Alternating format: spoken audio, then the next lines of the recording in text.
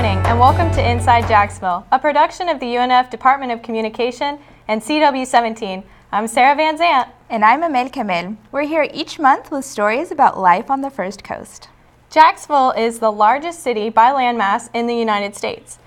But like every big city, it's made up of several unique individual neighborhoods, each of which has its own atmosphere and culture. Today, we take a closer look at several of these First Coast neighborhoods, from the beaches to the Riverside area and beyond. If people in town want to experience a different twist on Florida living, all they need to do is cross the Intercoastal. Like many of us know, beach residents call the Intercoastal the ditch, where a drive over a bridge is like flipping a switch to a sunny, laid-back lifestyle. Kate Powell takes us there. The Jacksonville beaches are some of Florida's best vacation spots. That's great for vacationers, but the people here call the beaches home. The beaches are technically a part of the city of Jacksonville, but residents say that the beaches have their own unique feel. Emily Jean Taylor is proud to have grown up at the beach. I've been here 71 years. I would never imagine living anywhere else. I love it here. Taylor lives right on Neptune Beach, where she can see the waves crash to shore from her backyard. She has old photos of Jack's Beach hanging in her home. There was a Ferris wheel on the pier, and people used to park their cars right on the beach. She has fond memories of growing up on the beach, but says it still has that small town feel. Everybody just watched out for everybody, and it's still that way today, which I really like a lot. Living in a small community, particularly up here in Neptune Beach, you go in the grocery store, you go to the drugstore, anywhere you go, the head pharmacist knows you by name, pretty much knows all the meds you might take or not take. Everybody still looks out for you. The beach side of the ditch has a quaint feel, which attracts many people from all over. Kim Rogers owns a store in Atlantic Beach and says it's the perfect place to start a business. During the summer, you see everybody riding their bikes and out on the streets, and you just feel like you're not at work. You feel like you're out there with them. And then the other perk is that like all the best restaurants and bars are here, so you can, after work, you're just in a great little fun environment. And although there are a number of people who live at the beach, there are plenty of tourists that really enjoy the shops in town. 70% of our business is tourist. They keep you going like February through October, and then the locals kick in like at Christmas time. The shops are busy during the daytime, but the nightlife at the beaches is said to be a real good time. Keith Doherty is the general manager of Lynch's Irish Pub in Jack's Beach. He says business has never been better. Weekends are our busiest time, but we also have several nights throughout the week as well where it's quite busy. The nightlife is vibrant out here in the Central Business District. It is quite diverse. I mean, depending on what establishment you're in. Farther up the road, there's live theater year-round at the beach. Celia Frank is the artistic director of Atlantic Beach Experimental Theater, ABET for short. She loves that her little theater sits right in the heart of Atlantic Beach. I feel like it's like going to somebody's living room to watch something, and yet I hope they know they're always going to see a great show and have a great time.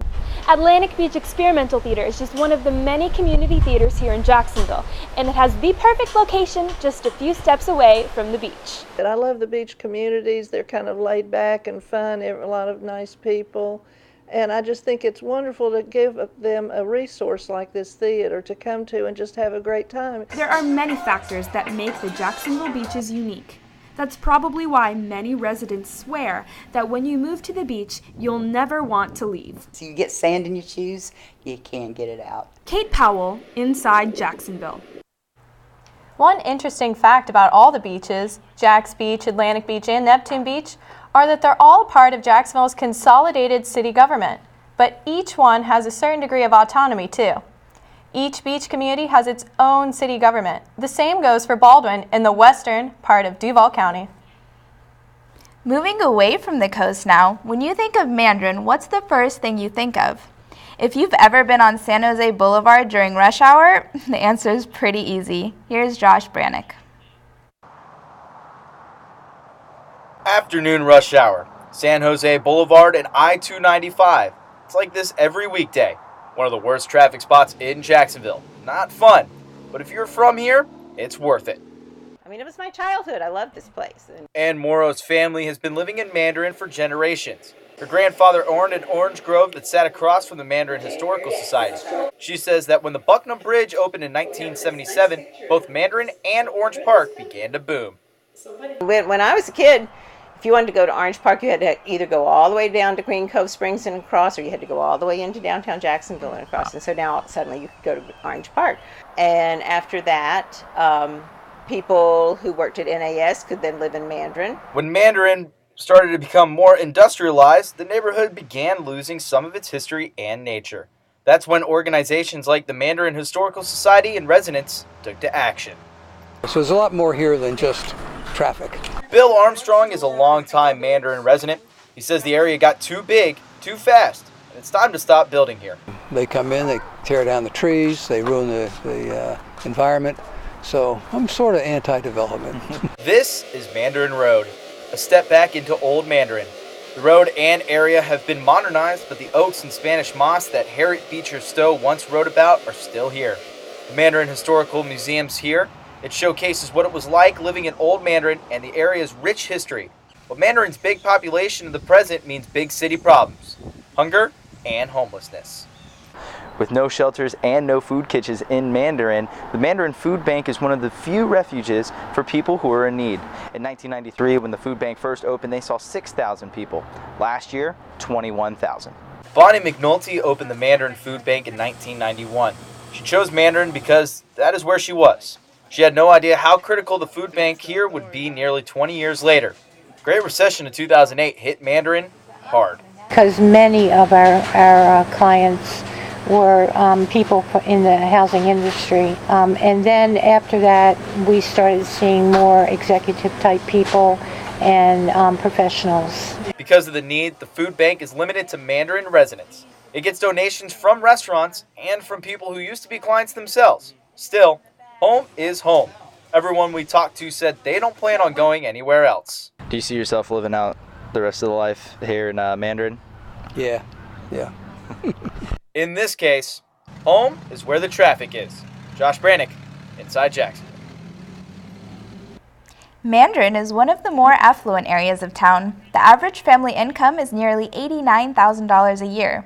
The average for the entire city of Jacksonville is about $40,000. We're going to expand the definition of the term neighborhood for this next story. That's because this city has such a neighborhood feel to it, a place a lot of people have called home, both now and in the past. Here's Christy Andauer. It's a typically busy suburban street. Cars, traffic, people on the move. It could be just about any city in America, but this city is different. It's part of the oldest city in the United States, St. Augustine, where history surrounds the people who live here. People like Skip Livingston, who has lived here for the past 8 years. Years in the newspaper business. Well, it's a great little town. We don't think of it on a day-to-day basis as a tourist destination. We think of it as a place where we live. And I think I said earlier to you that it's one of those towns in the United States where you can walk around and you don't have to look over your shoulder. It's a very welcoming atmosphere here. There's a lot of old families here. There's a lot of welcoming feeling. It's a good place to live. Susan Parker is the executive director of the Historical Society of St. Augustine. She was born here and is fascinated with the history of this neighborhood. From the layouts of the streets to the very first maps created of the city, history is a part of those who live here. We have people, and people live down in this area. Have tourists looking in the windows of their living room. So they have to be. I'm not sure they're all ready for it. But they either have to decide to make peace with it, or I don't know what else they do to accommodate it. But it is part of life being down here. Maddie Schmidt is a 22-year-old. She lives in a house in the heart of downtown that was built in the mid-1800s as a market for the old town. Living in a place like this is something she's always wanted. It's what makes me happy to live here. And I came here for it, and this is the reason why I stayed here. I love being involved in the history of Florida and seeing it around me. I think it's really important, and I love it. So With many historical buildings in St. Augustine, some still remain in use today. To the right of me, the Cathedral Basilica was built in 1565. To the left of me, Casa Monica Hotel was built in the late 1800s. But there's one building in particular that seems to be a magnet for young adults. Flagler College, once the Ponce de Leon Hotel. In the 1800s, it was an exclusive resort for the rich and famous, a place where its old architecture is very much a part of the school. It's also reflected in the students who go there. You think of all the history that's gone through here, like all the people that have walked through here that you may not have known ever, and how they dressed, and what this place was used for. It's pretty cool because it really makes you want to learn. I hate to use cliches, but it kind of makes learning fun. The artistic touch that's here is already incredible, but especially accepting the fact that it was built so long ago before a lot of technology that we have today just makes it profound.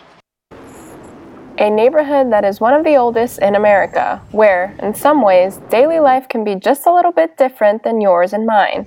Christy Andauer, Inside Jacksonville. You know, Sarah, I love going to St. George Street in downtown St. Augustine and just walking around and looking at all the sights. Oh yeah, St. Augustine has it all. The fort, the lighthouse, the beaches. Yeah. It's just been awesome. It's a great day trip or weekend. Absolutely. Well, still to come, shrimp, sailors, and Southern hospitality. We take a look at a historic Jacksonville fishing village and Navy hub. Plus, it's one of Jacksonville's oldest communities, but these days, it's more youthful than ever. That's later on Inside Jacksonville.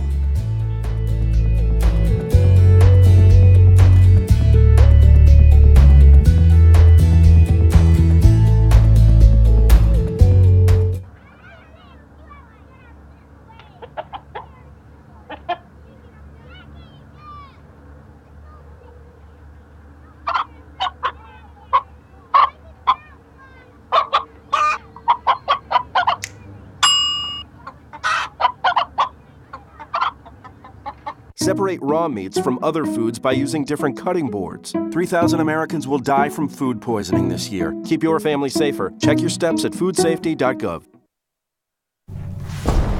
Bring out the action hero in you.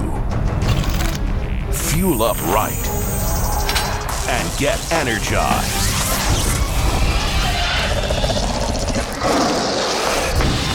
Part of the greatest action movie ever. The first movie that puts you in the action. Show us how you train and eat like an action hero. Join in at actionheroalliance.com. Welcome back to Inside Jacksonville. How about this for some perspective? Historians think that around the same time as Abraham, yes, that Abraham, the Timucuan Indians were living in and around what we now know as Mayport. Since then, Mayport has changed hands between the French and Spanish. Now it's the Navy, shrimpers, and possibly cruise ships. Stephen Cherry has the story. Chris Wooten owns Safe Harbor Seafood, one of the sources of those famous Mayport shrimp. He's worked in the seafood business for 23 years and got his start with Safe Harbor. The market and restaurant have been open since the late 70s, packing seafood from here all the way up to Canada. Wooten says it's a tough business. These guys fight the elements, and along with fighting elements, they also have to keep an eye on global seafood prices. They have to keep an eye on the fuel prices, and like I said, I think you'd be shocked to know how tuned in these guys are to the cost of barrels of oil on a daily basis, that daily market. And also they have to stay competitive with all of the containers pouring in from China. Besides that, they're away from their families a lot. If that's not bad enough, there's the village itself. It's deteriorating badly. The Jacksonville Port Authority wants to build a $60 million cruise terminal here, but opposition put the plan on hold for the past 3 years.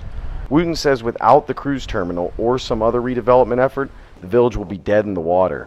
Now it's nothing but blighted. So we're concerned as business owners here of how long are we going to sit and watch a blighted area. We want something. We want shops. We want, maybe villas or hotels, bed and breakfast. Mayport Village was established in 1562. Until the turn of the century, the last century, the only safe way to get here was by boat. Millard Coopert has lived here his entire life. all 79 years in Mayport. He's seen a lot of change. A lot of my childhood is right there. See? Well, I was about 5 years old whenever they started with the Navy, in 39 or 40. See, they started with the, I can remember the bulldozers pushing dirt around and putting up a fence. I lived just a stone's throw from the lighthouse over there in Mayport whenever they started. Only about 500 people lived here before the Navy moved in. The Navy changed all that. The fishing boats and shrimping boats of Mayport aren't the only vessels on the St. Johns River. The St. Johns River Ferry has been running since 1874 and is the third largest non-military business in Mayport. The ferry connects Mayport to Fort George Island. It makes about one trip an hour during the week. The ferry provides 33 jobs, transporting nearly 250,000 cars and trucks each year, and 6,000 cyclists and pedestrians each year. Without the ferry, it's a 48-mile round trip over the Dames Point Bridge. Despite all the changes in his lifetime, Millard Cooper says he still likes it here. I wouldn't want to be anywhere else. I wouldn't want to be anywhere else. That would be one change Cooper would not want. Stephen Cherry, Inside Jacksonville. Did you know before Jacksonville got its name, it was referred to as Oklahoma? Really? No, I didn't know that. Well, it's no surprise because it hasn't gone by that name in over a century and has been since renamed from Jacksonville, South Jacksonville, but now that area is known as one of Jacksonville's first and most beautiful neighborhoods. Here's Dana Levy to take you on a trip through San Marco. If you haven't been to San Marco Square lately, take a look. It's all changed. The renovations are called the Streetscape Project, and they've been in the works for years. Business owners say they're finally feeling the positive effects. I think the really important thing about what's happened in San Marco is the fact that the city is investing in this neighborhood and making it more of a destination and making it beautiful. Sarah Boone is the executive director of Theater Jacksonville. She says the changes that have happened have really benefited the square. I know that the construction caused some traffic irregularities and parking was an issue. But for us, you know, our people have made it to the shows and the square is so beautiful now. You know, it's about having pride in our city, and this is an area that really is taking notice. And taking notice is exactly what the people are doing. From the expanded park and traffic circles to fix flooding problems from rain, San Marco has turned into an even more popular destination. We're really excited to be in this part of Jacksonville and to be part of the history. I think that you know, we are part of the cultural landscape, and it's wonderful to be vibrant, to continue to be vibrant and have an effect that way. Patty Myers is the manager of Bistro X. She says all the work was necessary, even though the construction hurt businesses. Well, the roads used to flood a lot, and I think that's, you know, the big news in Jacksonville was the flooding of San Marco, and that was something that they fixed with that. The traffic circles are really, I think they're very neat. I think it's Jacksonville, so a lot of people aren't used to them. They beautified it, I think, down in that area. Now that the construction's done, Myers says she's getting more business people from downtown that come in for lunch. It's nice when you see people come in. We get a lot of business travelers from the downtown hotels, and it's wonderful to hear what they say when they walk in the door. A lot of suits coming in, like on a Monday or Tuesday. Sunday night is very local. People come walk up, they ride their bikes up, things like that. San Marco was actually Jacksonville's first upscale suburb. Robin Robinson, president of the Jacksonville Historical Society and author of South Bank Sojourn, knows the history well. When the bridge was first built across the St. Johns River, the first bridge being the Acosta Bridge, it allowed cars to travel over here without having to use a ferry. And that happened at the same time as the Florida land boom. So this place was just ripe for development. Telfair Stockton came in and built this building in 1925. The San Marco building. It was the first one in the square, and it was based on the Piazza San Marco in Venice, Italy. Then he built the San Marco subdivision, which was the first modern subdivision to go in, and it's over on River Road. And, it sold out within the first day that he had it on the market. Stockton joined with two other builders to develop what was called the Better Homes addition to San Marco. The first two homes they built were for father and son cigar makers, Carl and John Swisher. It's a very eclectic neighborhood with a variety of architecture, and of houses, because there are bungalows, there are two-story homes, there are mansions.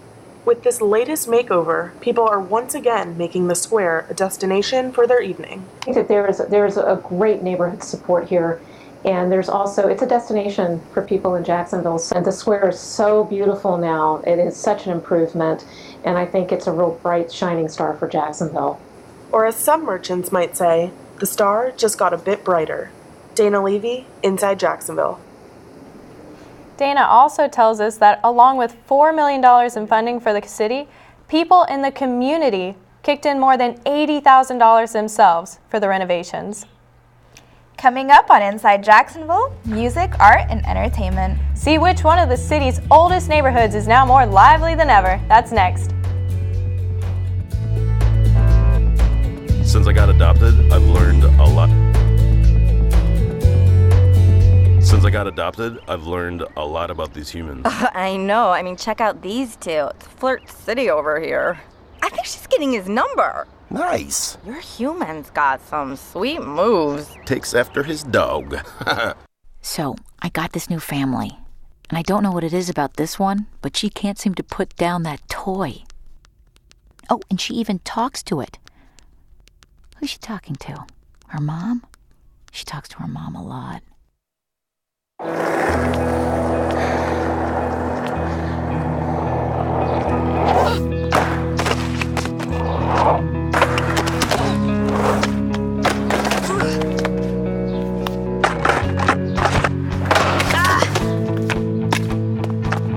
Learning how to kickflip 6 stairs takes determination. So will getting into college. I've got what it takes. So do you.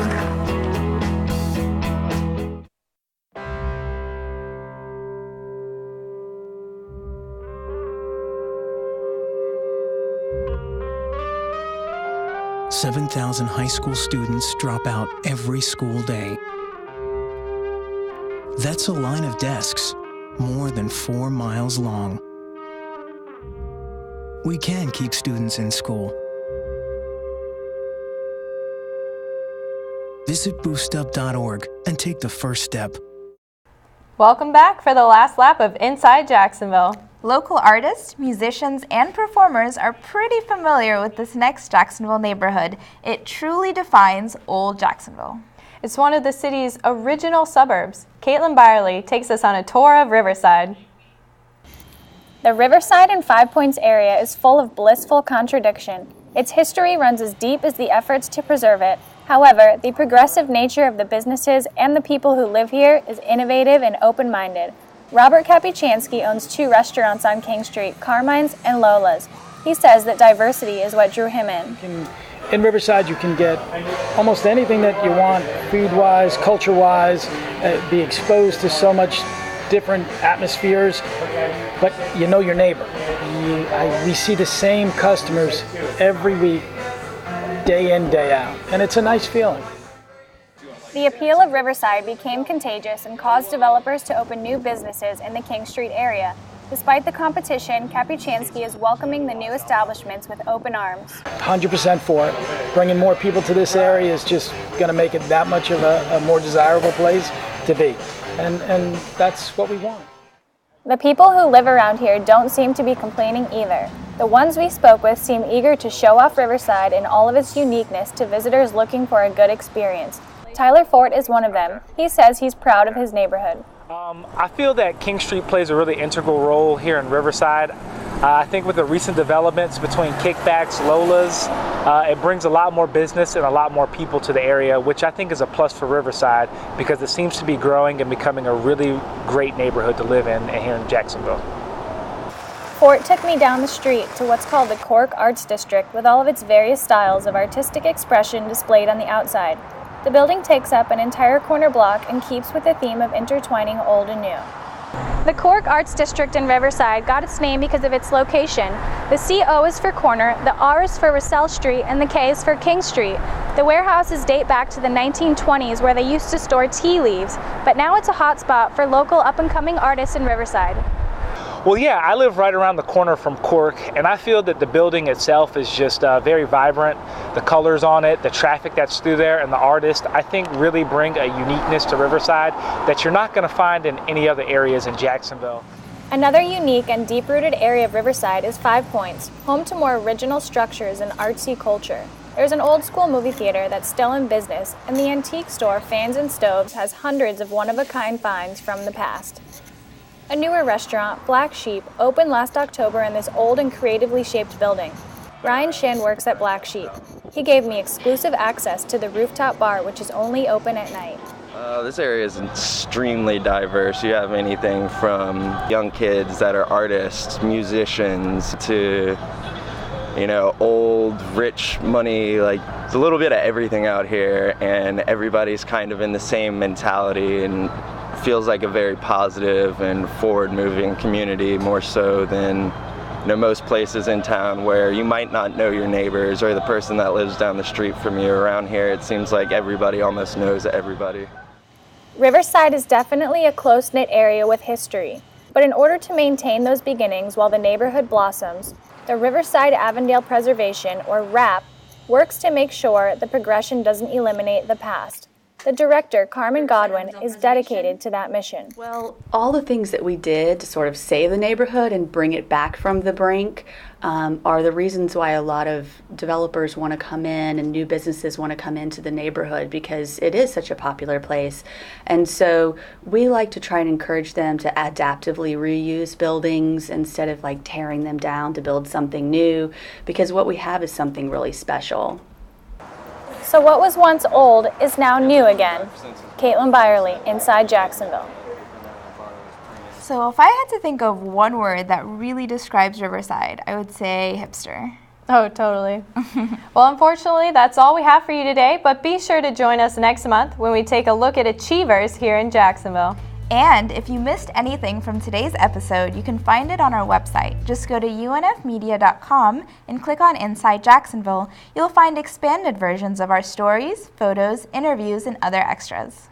Thank you for joining us this Sunday morning. We'll see you next time, Inside Jacksonville.